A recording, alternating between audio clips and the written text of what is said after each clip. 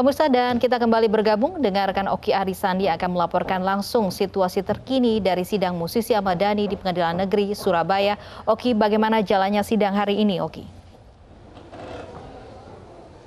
Baik, selamat siang Lovi dan juga Davi dan pemirsa di rumah terkait dengan jalannya sidang lanjutan dari kasus Ahmad Dhani Prasetyo di Pengadilan Negeri Surabaya hingga saat ini. Kami pun bersama awak media yang lain masih terus menunggu jalannya sidang dibuka dengan agenda pemeriksaan saksi-saksi. Karena memang sidang yang seharusnya hari ini dilaksanakan sekitar pukul 10 waktu Indonesia bagian Barat harus mundur hingga menjadi pukul 12.30 waktu Indonesia bagian Barat dikarenakan sejumlah saksi-saksi yang nantinya akan dihadirkan oleh jaksa penuntut umum belum bisa bergabung di Pengadilan Negeri Surabaya. Dari 7 orang saksi yang rencananya akan dihadirkan pada hari ini, satu diantaranya adalah Kapolsek Tegalsari, Kompol David Trio Prasojo yang tadi sudah terlihat di Pengadilan Negeri Surabaya. Namun saat dihampiri oleh awak media, saat ditanyakan kehadirannya di Pengadilan Negeri Surabaya apakah untuk memberikan keterangan sebagai seorang saksi dalam kasus Ahmad Dhani, dirinya hanya berkelakar bahwa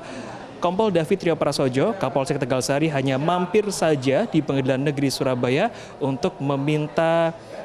sejumlah barang tertentu kepada awak media sambil tertawa kecil. Namun ia tidak menanggapi secara serius bahwasannya bisa saja nanti namanya akan dipanggil oleh jaksa penuntut umum ataupun majelis hakim Pengadilan Negeri Surabaya untuk memberikan keterangan sebagai seorang saksi dalam kasus yang menjerat musisi sekaligus politisi Partai Gerindra yakni Ahmad Dhani Prasetyo. Dan jika kita ingin mengingat atau meruntut kembali, Davi, Lovi dan juga pemirsa,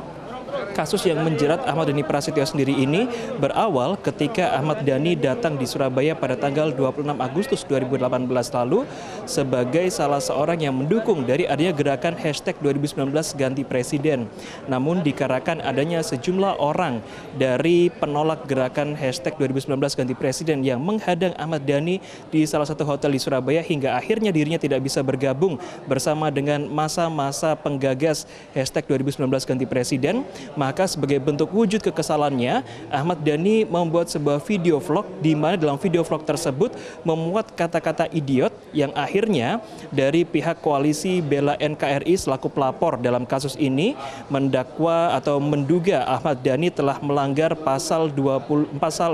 ayat 3, junto pasal 27 ayat 3 Undang-Undang RI nomor 19 tahun 2016 tentang perubahan atas Undang-Undang RI nomor 11 tahun 2008 tentang informasi dan transaksi elektronik. Maka persidangan pun dimulai pada awal bulan Februari 2019 yang lalu. Meskipun Ahmad Dhani kini tengah menjalani proses penahanan di Pengadilan Tinggi Jakarta, namun dirinya saat ini dititipkan untuk sementara waktu selama 30 hari terhitung sejak 7 Februari 2019 yang lalu, selama 30 hari ke depan untuk menjalani proses persidangan di Pengadilan Negeri Surabaya. Dan hingga saat ini proses persidangan sendiri sudah memasuki agenda pendengaran atau keterangan dari para saksi, di mana sebelumnya seperti yang saya sebutkan di awal bahwa Ahmad Dhani didakwa oleh jaksa penuntut umum telah melanggar Undang-Undang Informasi dan Transaksi Elektronik.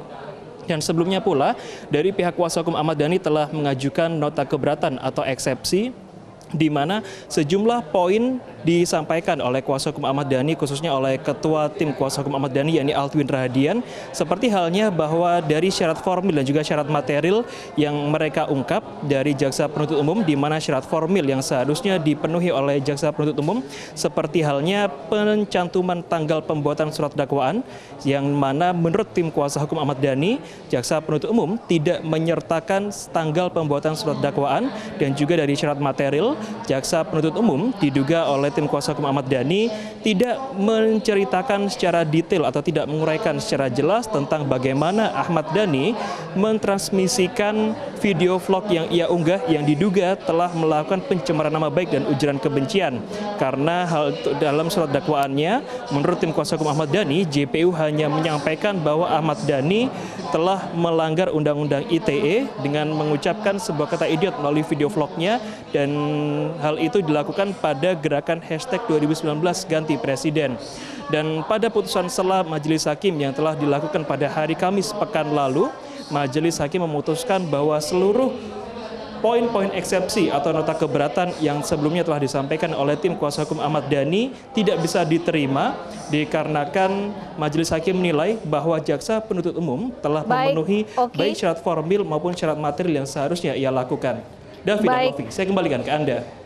Baik, Oki, bagaimana pelaporan mengenai penangguhan penahanan untuk Ahmad Dhani yang memang penjaminnya itu adalah salah satunya Prabowo Subianto?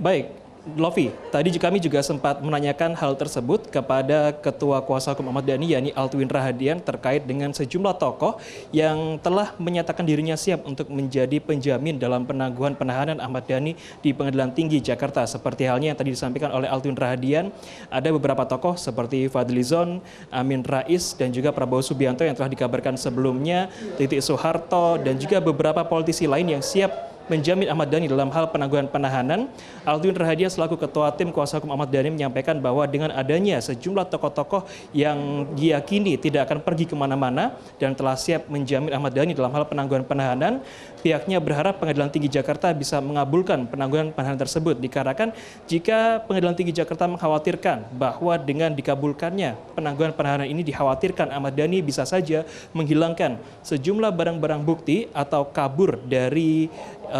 radar Pengadilan Tinggi Jakarta. Hal tersebut tidak seharusnya menjadi kekhawatiran karena seluruh barang-barang bukti juga telah dikantongi oleh Pengadilan Tinggi Jakarta untuk mendakwa Ahmad Dhani. Sementara jika Ahmad Dhani dikhawatirkan akan pergi ke luar negeri atau di luar jangkauan Pengadilan Tinggi Jakarta, hal tersebut tidak perlu dikhawatirkan. Davi dan juga Lofi, saya kembalikan ke Anda. Oke, baik, terima kasih Oki Arisandi atas laporan Anda langsung dari Pengadilan Negeri Surabaya. Selamat bertugas kembali, Oki.